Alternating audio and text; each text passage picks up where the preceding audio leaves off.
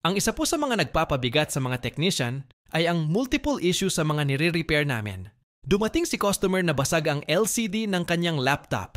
Siyempre, ang only solution ay palitan ng bago, kaya bumili kami ng bago at nang maikabit ang LCD ay nag-display na.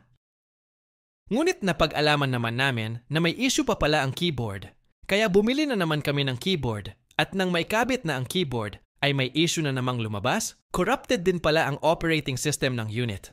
Kaya ang sabi ko po sa aking kliyente ay hindi ito matatapos ngayon, kaya balikan na lang niya bukas at ililibre ko na ang pag-reformat sa kanyang laptop. At nang ipo-format ko na po ay laging may error at napag-alaman ko pong totally damaged na rin pala ang kanyang hard disk. So ito yung hardest part, papaano ko sasabihing sira din yung hard disk ni customer? Dahil nagwo-worry din po ako na baka isipin niya na baka gawa-gawa ko lang yung mga issue ng laptop para pagkakitaan ko po siya. Kapag hindi ko naman po sinabi, ay hindi magagawa ang unit niya at masasayang ang pera at effort namin ng aking kliyente. Pero alam ko pong kailangan kong magdesisyon sa mga ganitong sitwasyon at tulad ng aming motto, our satisfaction is your satisfaction.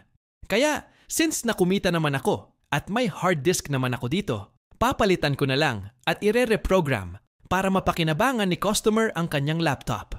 Ang mahalaga po sa akin ay ang satisfaction ng aking kliyente.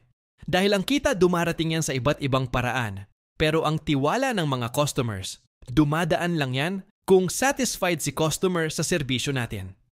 Maraming salamat po sa inyong panonood. Sana po ay naka-inspired po itong kwento natin ngayon.